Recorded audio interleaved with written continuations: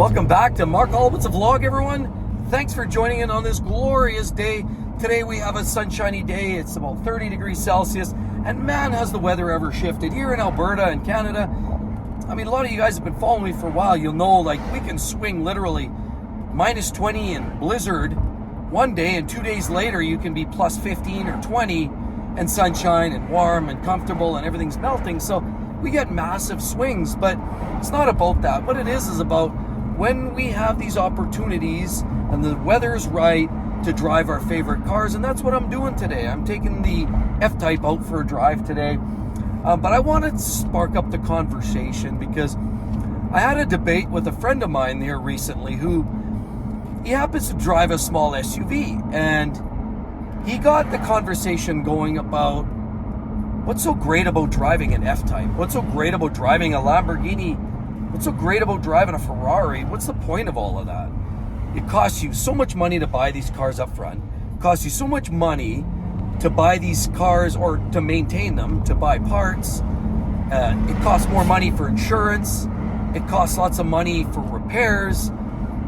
It just costs everywhere you turn. These fun cars, these performance cars cost you money. Lots of money. Insurance is more money. Everything about it costs more money.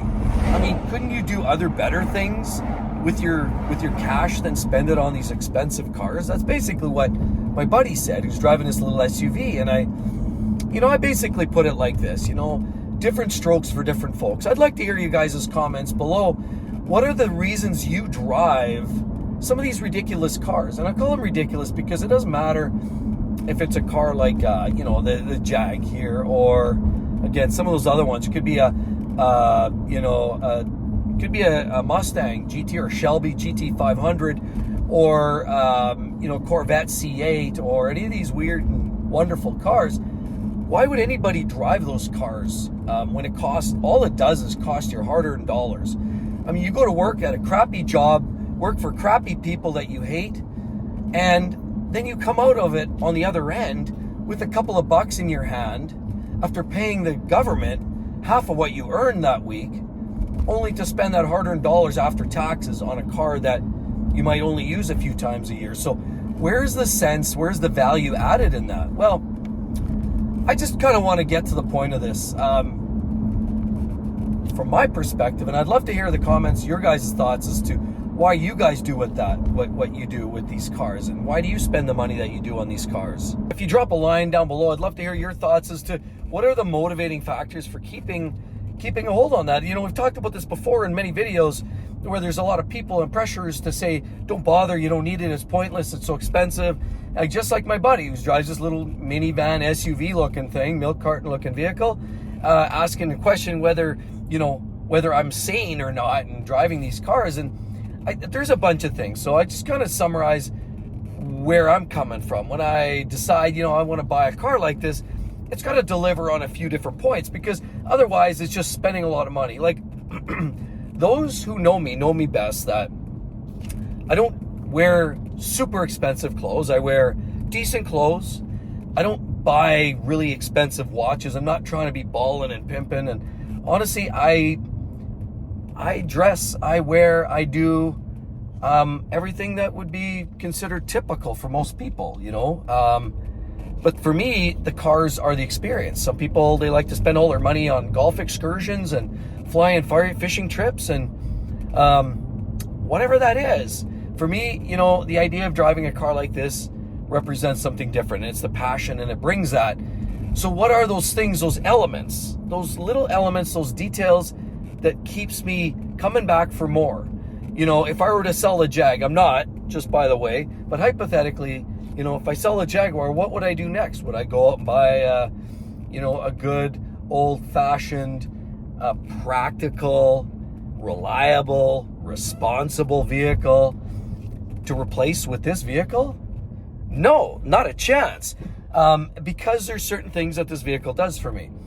Number one, the vehicle that I drive, that I have to take pride in, I park in the garage, and it means special to me, has to deliver on one of the key elements, and that's the style. It has to make me feel good, that when I look back at it, it doesn't just look like a big log and a lump. And when I say style, I mean, look around. I mean, it has to have that design so that it's one of those designs that you have to look once, look twice, look 3 times back.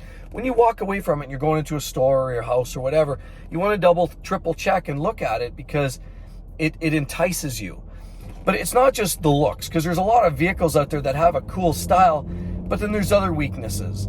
I mean, they might put skinny wheels and tiny brakes and it makes it look like it's got testicular torsion. But no, it's got to deliver on all counts. So if it's intended to look good, it's got to be, in my mind, a vehicle that makes me feel good when it looks good, but it also has styling, vents and accents and details and flares. Big brakes, are indications it's a performance car. It looks solid when you got fat tires, tall brakes, carbon ceramic or really tall 13, 14-inch discs, big calipers, big clampers on the front, wings, all those details. Bring it all together to make it look like a very potent vehicle. Potent. I guess that's probably the best word I'm looking for. I want a vehicle that looks potent, right? That looks the part, looks like a street racer, and it's ready to rock and roll. So for me, it's got to deliver on that front. It's got to look the part. It's got to look performance oriented, and not just the body and all the great sculpted panels, and then they put kind of weakness under the wheels. No, it's got to have fat wheels, 19, 20, 21-inch rims, whatever, fat tires. It's got to look the part. So that's one piece of the equation. Another piece of the equation is almost every car I've purchased has had a great soundtrack. I mean, think of the history of where I'm coming from. 911 Turbo. That thing howled. That old 930 I had, even though turbos muffle a little bit, those cars were so loud because they were air-cooled, they were noisy. You hear the the whistling noise from the turbos. It just whistles down the road, and it's just the sound. So the 911 Turbo sounded amazing. The V10 I had in the Lamborghini I sold, probably one of the best sounding engines you'll ever hear, bar none. If you haven't seen it, check out my other channel, Exotic Car Play Place. Lots of videos where I did exhaust updates on it, and that V10 engine sounds like no other. This Jag F-Type sounds like no other. One of the best sounding stock exhaust systems on the planet. So it's got to deliver on the soundtrack. I've had other cars too that have sounded amazing too. I have a Mustang GT. It had a V8 with a 5-speed. It sounded great. That had a great throaty sound to it. I've had a lot of cars that sound amazing. This 911 we just bought, that sounds cool too. So every car that I've had has great style, the great sound. It delivers on all those fronts. Okay, great. So there's a lot of cars out there with little engines that don't go very fast, but they sound good. They maybe look cool.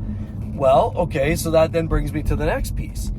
A vehicle that is absolutely blistering in terms of performance. That, to me, has to be another element. It has to handle well. It has to have, good acceleration. Because what you don't want to have, in my opinion, is have a car that looks all badass, it's pulling up to a set of lights, and some clown next to you, they pull up in a minivan that happens to have a 3-liter turbo 6, and they roast you because you have an older school, naturally aspirated, wimpy, old school type, performance car that isn't up to modern day standards. Because we all know the modern day hatches, the hot hatches, are pretty quick and pretty potent these days. So the last thing I want is a car that looks the part, and then you've got somebody pulling up next to you with something that's considered fairly mainstream, you can get for 30 grand, and it'll leave you for dead. So you've got to have some level of potency in there. You've got to have an engine that delivers on the way the car looks. So you have to have that balance in my mind, because no point in having something that looks the part, but then just it's all show, no go. Because I come from more of the driving perspective. I mean, we have a lot of friends that, have a lot of great cars. And some of those friends like their cars to show them off and, take them to car shows, and they polish them and they open the doors and, allow the smooth, the beauty, leathery, buttery smell out, and people get excited about that. I like that too. I like to stand back in some moments and actually just kind of share and look and just not everything has to go hard. But there's going to be that time when you want to, maybe another buddy invites you out to an autocross race, or maybe you want to go for a track day down at the track. You want to have a car that can deliver performance. It can deliver, the looks, the style. So it's good at a car show, but it's also good on a racetrack. And it also delivers the excitement, so it gets your heart palpitations pumping away. So to me, it has to deliver on all those fronts. This Jag F-Type delivers on all those. makes crazy sounds because it's supercharged. The turbocharged noises that nowadays a lot of modern turbo cars are muffled so much with 3 catalytic converters and a muffler and then a couple of turbos on there, and next thing you know, you don't even barely hear the engine. So modern turbo cars often lose sight of some of that noise. I mean, look at a lot of modern day, even Ferraris. The F8 people comment that it lost a lot of its angry soul coming out of the exhaust. An F8 is blisteringly fast, but unfortunately, it kind of lost some of the exhaust soul that they had back in the 458 Italia. And so as a result, that's not really what you want. So I think an F8 has potential, but I believe you really need to make sure you put an exhaust, an aftermarket exhaust on that, and at least to open it up a little bit. I don't think it totally fixes it. It's a turbo car, and you're always going to have that challenged effect. You're not going to have as much of that noise. But anyway, so you want to have a car that delivers on the sounds like an FType or a Lamborghini. I mean, the Lambos, they bring it. Think about the Lexus LFA, or how about the Porsche 911, not 911, the Carrera GT with that V10, 5.7 V10. That thing was crazy. And so cars with the best sounds, just, I mean, they bring it. So in my mind, it's got to have all those pieces and all those elements. Hang on here. And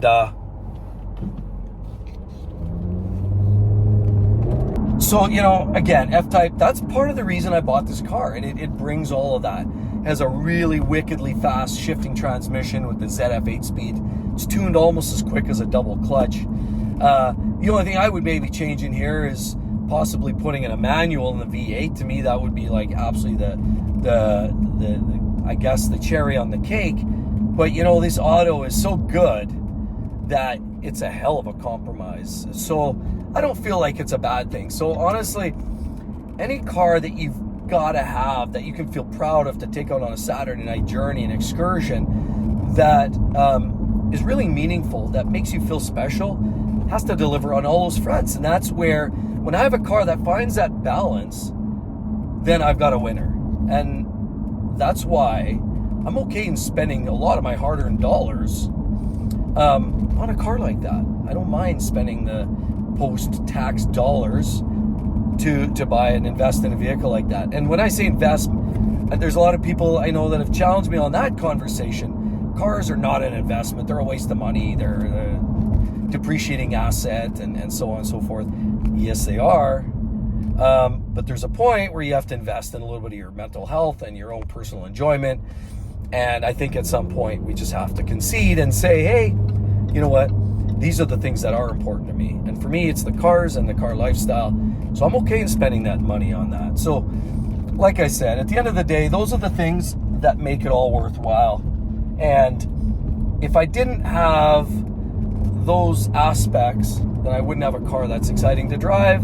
And honestly, we probably wouldn't be talking about car driving experiences, because I'd be out driving around like everybody else in a mid-size SUV with a 212 horsepower, underpowered, can't handle tall sidewalls, and it's just not made for fun and frivolity. It's meaningless, and it's really just intended to haul people around, which those are all fine vehicles for your day-to-day grind. And I mean, we all have those vehicles that you want to drive downtown, that you want to drive to the mall, and you don't mind getting a door ding, and you're heading to the soccer game, taking your kid to the game, and you don't mind in, you know, taking a bump and a bruise and a scratch and a scuff, and that's okay. Those cars are fine.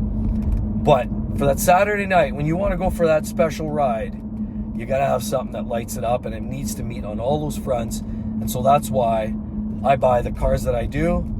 I'd like to hear you guys' thoughts and comments in the section down below. Please do drop me a line. Love to hear it. What are the elements for you that are important to you, that make these vehicles so interesting? Because at the end of the day, this is what it's about. Life is too short to drive boring cars. Or maybe you're one of those few that are actually watching my channel that believe these cars truly are in fact a real waste of money, and that I could be spending my money elsewhere, reinvesting it in a say some real estate or another business opportunity. And maybe some of you guys have that thought. I'd love to hear it either way. No offense, I just like to hear it. So please do drop a line. I'd love for you all to subscribe. Please do share with your friends, family, and everybody else in between, because remember, it is in fact about living the life and the dream the car lifestyle. Remember, life's too short to drive boring cars, so we'll see you all on the next one. Catch you then. Bye-bye.